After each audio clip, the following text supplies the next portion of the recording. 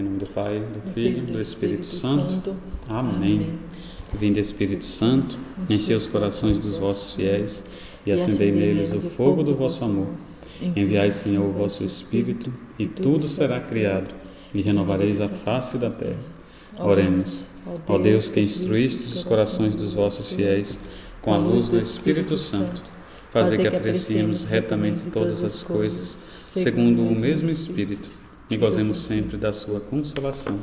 Por Cristo, Senhor nosso. Amém. Seja bem-vindo a mais uma aula. Essa é a nossa 8ª aula do nosso curso Caminho de Santidade no Matrimônio. É uma alegria ter você comigo aqui, meu amor. E é uma alegria ter você conosco, você que está nos acompanhando já aí há 7 aulas, né? Essa sendo a 8ª. E a gente avançando na compreensão do que é o matrimônio para começar assim, a compreender o que é o caminho de santidade dentro do matrimônio. E a gente está nesse caminho refletindo sobre o sentido do matrimônio. Então a gente na aula passada a gente terminou aquele nosso caminho de compreender como é que era no princípio, como é que Deus criou no princípio. Então no princípio Deus criou o homem e mulher. No princípio Deus fez os dois, quando casavam, uma só carne. Deus criou a mulher para ser auxiliar adequada, auxiliar oportuna. Então, a gente foi refletindo sobre cada uma daquelas coisas e agora a gente chega ainda dentro dessa concepção do princípio ao sacramento do matrimônio. Porque o sacramento ele foi instituído por Jesus. Mas ele não mudou nada do que estava lá no princípio. Ele só veio confirmar, só veio trazer com a sua presença, com a sua palavra, dizer, olha, o casamento é um sinal de Deus, eu abençoo a realidade do casamento, eu abençoo essa realidade do matrimônio. Então, o Catecismo da Igreja Católica, que está bem aqui, ele nos ensina que lá nas bodas de Caná, Jesus confirmou que o casamento é uma realidade boa.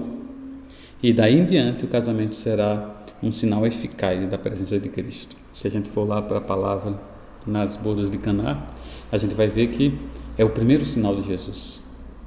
E é um sinal que Jesus faz para trazer alegria. O casamento tem acabado o vinho, que era o símbolo da alegria, e Jesus transforma a água em vinho, ele antecipa a sua hora, se podemos dizer assim, por meio da intercessão de Nossa Senhora, mas para trazer vida e alegria àquele casamento. Então, o casamento, o sacramento do matrimônio também é esse vinho novo. Então, por meio, ali naquele momento nas bodas de Caná, Jesus traz essa mensagem, olha, o sacramento, aquilo que o casamento, aquilo que Deus pensou, continua verdadeiro, continua real. E lá, na passagem que a gente tanto refletiu em Mateus 19, ele vai ratificar tudo, né, ao dizer que no princípio não era assim, e quando o homem deixa a sua casa, assim, a sua mulher se torna uma só carne, por isso não separe o homem o que Deus uniu. Então isso é o sacramento do matrimônio. E trazendo ainda para vocês, falando mais um pouco sobre essa questão do vinho, né? A gente, eu não sei se vocês sabem, né? Mas a gente tem várias interpretações sobre essa questão do vinho, né? Do casamento, lá nas bodas de Caná, quando faltou esse vinho. E eu queria trazer para você, quem sabe, qual o sabor do vinho aí na sua casa, né? Eu me perguntava, como será que está o meu vinho, né? Aqui na minha casa. O vinho, ele lá nessa interpretação tem tem uma interpretação muito profunda, né, que nós precisamos trazer para nossas realidades, né, todos os dias. A gente sempre tem falado aqui que caminho de santidade no matrimônio, né, dentro de tudo que a gente tem estudado, é todos os dias, no dia a dia. Então, eu trago para você agora o vinho. Como é que está esse vinho aí todos os dias na sua casa, né? Como é que ele está? Está um vinho apurado? Ou está faltando vinho na sua casa? Porque se estiver faltando, peça a graça ao Senhor. Senhor, dai-me um vinho novo. Senhor, cuida do meu casamento, né? Nós precisamos saber, né? Nós precisamos ter certeza que a nossa vida, ela precisa ser todos os dias guiada por Deus, guiada pelo Espírito Santo. Então, Santo Agostinho ele fala muito nisso, né? Que nossa vida, o casamento, ele é pautado em duas condições, humana e a graça de Deus. Então, nós precisamos saber onde é que estão as nossas fraquezas, para eu trabalhar esse humano dentro de mim. Eu preciso reconhecer a minha parte humana, a natureza, né? Ele fala da natureza humana. E eu preciso também da graça de Deus. Não é só da natureza humana. Agora eu já sou uma pessoa que eu estou compreendendo, por exemplo, né, em algum aspecto o outro, pronto, eu não preciso mais de nada. Nós precisamos todos os dias depender da graça de Deus. E todos os dias pedir a Deus, a Nossa Senhora, né, que estava lá nessa festa de aniversário, nessa festa de casamento, eu me atrapalhei aqui, lá ajudando, né? Jesus, faltou o vinho, né? Então peça a Nossa Senhora, faltou o vinho, né, para ela clamar ao seu filho Jesus sobre os nossos matrimônios. Então, essa realidade do vinho novo, ela é tão forte que a gente... O casamento, os autores dizem, né, os estudiosos, os teólogos, os santos, que o mandamento do amor encontra no matrimônio a sua expressão mais completa.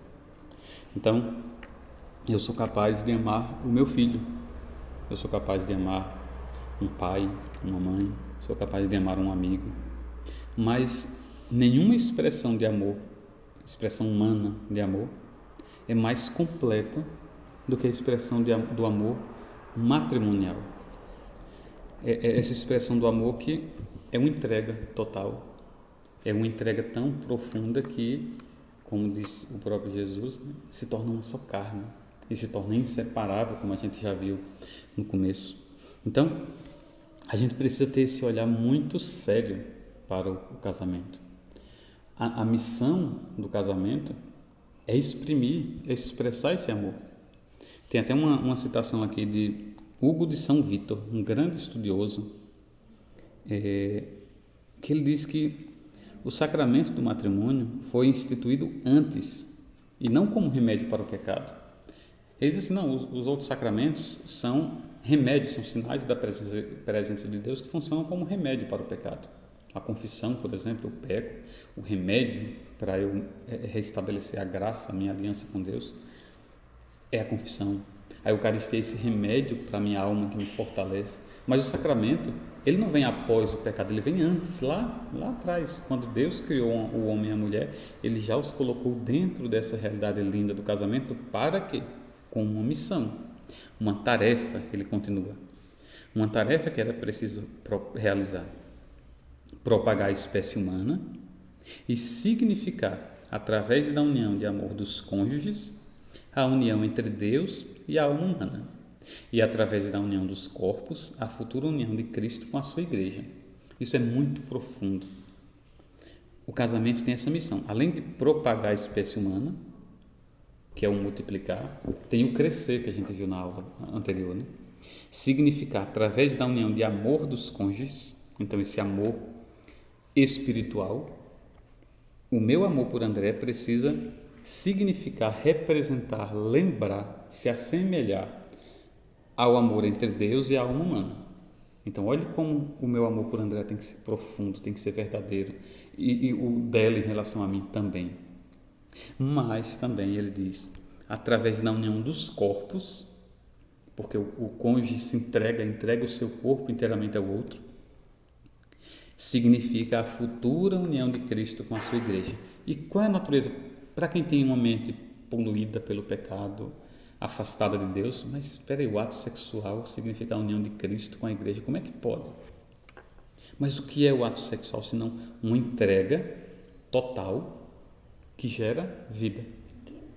Essa é a união de Cristo com a sua igreja. Ele se entregou totalmente, e se é Cristo, a entrega tem que ser total. A entrega total de Cristo é o quê? Na cruz, morrendo. Essa morte gera vida.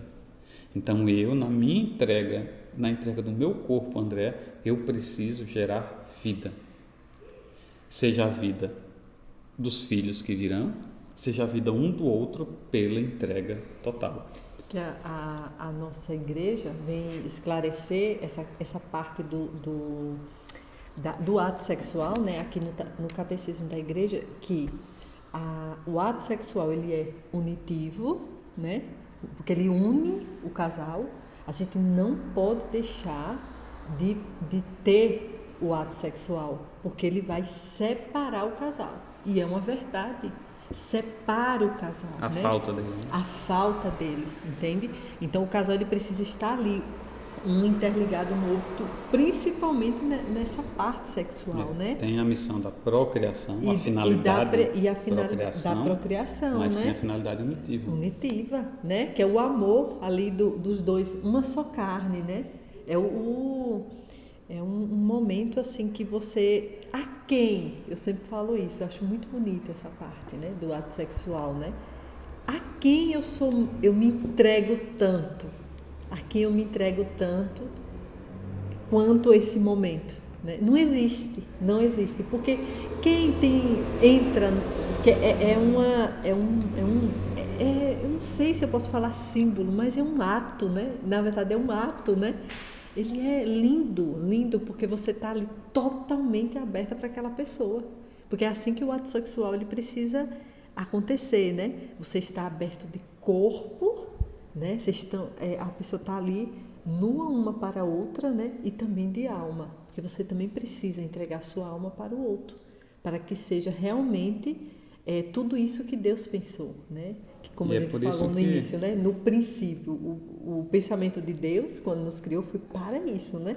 Não no sentido de pecado. Ai, meu Deus, eu agora vou pecar. Não. O Padre Léo, ele falava muito sobre a questão de que tinha pessoas que tiravam santos de dentro do quarto, né? Colocavam um pano na frente. Não, pelo contrário. Nesse momento o céu se alegra, né? Ele falava muito que os anjos tocam trombetas. E é verdade, né? E também, como o Léo falou, ele é procriativo, né? Para que os nossos filhos possam vir. E é por isso que para um casal que é do mundo, que não está vivendo essa realidade, eu não estou falando só quem é casado, quem não é casado na igreja. Às vezes você está casado na igreja, mas não tem essa noção. Uhum. Olha o tamanho da responsabilidade. A minha união com o André, seja o amor, como ele fala aqui, né? O amor entre os cônjuges, o amor meramente espiritual, seja a união dos corpos, são expressão da união entre Deus e a alma humana e são expressão da união de Cristo com a igreja. Então, quem vive só pensando no prazer, encara o sexo somente como prazer, não vai conseguir compreender essa realidade. Sim. Vai enxergar no outro apenas um instrumento. Um objeto. Um instrumento para eu chegar ao meu ápice, para que eu consiga obter prazer. Tanto a mulher em relação ao homem, como o homem em relação à mulher, mesmo que sejam casados na igreja. Eu nem estou falando aqui de quem não é casado, não estou nem entrando nisso, porque esse curso aqui é para quem quer viver santidade. Você, não é porque você está casado na igreja que você já está fazendo tudo certo. Não é assim, não. Não é assim. A gente, na igreja, a gente precisa dar significado a tudo, ou melhor, resgatar o significado. No princípio não era assim. No princípio é isso aqui. A minha união com a minha esposa, ela é hoje uma expressão do amor de Deus. A gente já falou isso, a gente vai repetir muito, né? Sim.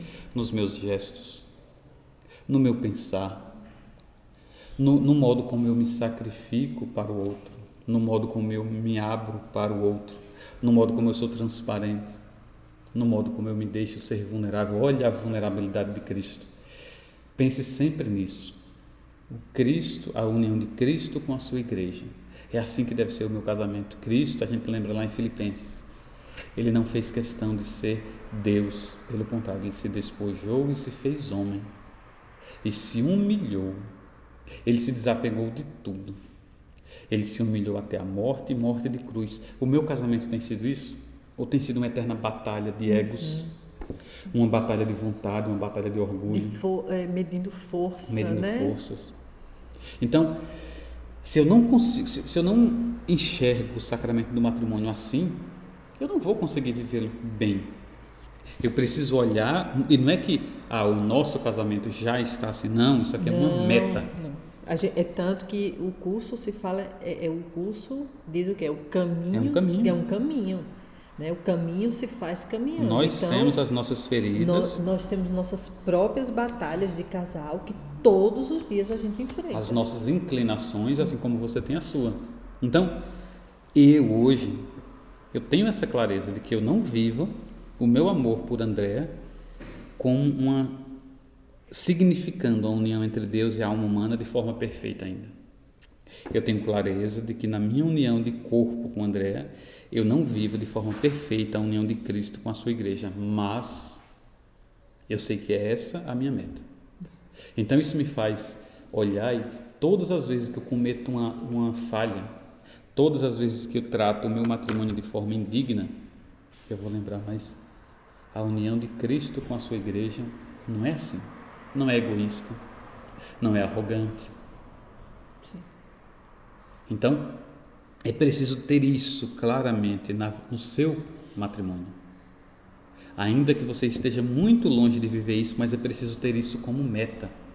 Porque é essa a dignidade do matrimônio. O mandamento do amor encontra no matrimônio a sua expressão completa. Isso não é pouca coisa. Isso não é pouca coisa. Então, o nosso matrimônio precisa expressar o amor. O nosso matrimônio precisa expressar o amor.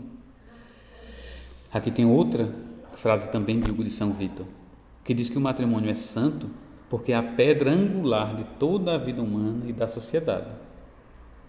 É santo porque é uma imagem viva da vida divina e porque é penetrado pela graça de Deus. Então o casamento só é santo se você deixa que esse casamento seja penetrado pela graça de Deus, se você deixa que Deus habite nesse matrimônio. Da mesma maneira, ele só é santo se você permite que ele seja uma imagem viva da vida divina diante de tudo isso que a gente falou aqui. Cristo e a sua igreja, Deus e a alma humana. É sempre necessário fazer essa comparação, né? É sempre necessário fazer essa análise, não do outro, mas de mim, de você. Você analisar o quanto eu estou amando, o quanto eu amo meu esposo, o quanto eu amo minha esposa, lembra o amor de Cristo pela sua igreja. Mais uma vez, qual é o amor de Cristo pela sua igreja? Um amor de entrega, um amor de humilhação, um amor de serviço. Jesus fala, né? Nós temos que fazer o papel de Jesus, né? Léo precisa fazer o papel de Jesus no casamento e eu preciso fazer o papel de Jesus. Aí Jesus diz lá, eu vim para servir. Olha para isso. O maior de todos disse isso, eu vim para servir. Então, que nós possamos falar isso dentro do casamento. Olha mais um ensinamento de Deus. Andréia, você veio para servir, para servir minha família, para servir o meu marido. E aí é onde entra, né? Um dos nossos pecados, né? Servir é se humilhar. E às vezes eu não quero me humilhar. Né? Não, eu não quero me humilhar. Mas Deus fala isso para nós, né? Jesus disse, eu vim para servir. E no casamento, repito mais uma vez, você veio para servir, porque o matrimônio ele é santo. Isso aí é o pensamento de Deus, a origem. É isso que Deus pensou para nós, enquanto casal, que nós viemos para servir um ao outro. E o serviço, ele abrange tudo. A minha entrega ao outro, que muitas vezes não estou com muita vontade, né? Mas eu me entrego para o outro. Isso é um serviço. O que eu faço para o outro muitas vezes que eu não quero fazer, né? Até, a gente fala muito em comida, né? Eu gosto muito de cozinhar, né? Então, até numa simples comida, eu não quero lavar a roupa do meu marido, não vou lavar, né? Ou então, cuidar de criança, não, eu não vou cuidar, eu não quero ter filho. Quantos casamentos passam por situações que as mulheres não querem engravidar e o homem tem tanta vontade, né, de ser pai. Você veio para servir, mulher. E isso não é pouca coisa. Isso é divino. É um plano original de Deus. Isso mesmo. Então, com isso, a gente encerra essa, essa aula. A gente, na próxima aula, não na aula, a gente vai continuar, falar mais algumas coisas sobre o sacramento do matrimônio, já se encaminhando para terminar essa primeira parte, essa primeira grande parte do nosso curso, que é o matrimônio, para depois a gente falar sobre santidade. Então, é isso. Até a próxima aula, se Deus quiser. Deus abençoe você. Fiquem com Deus.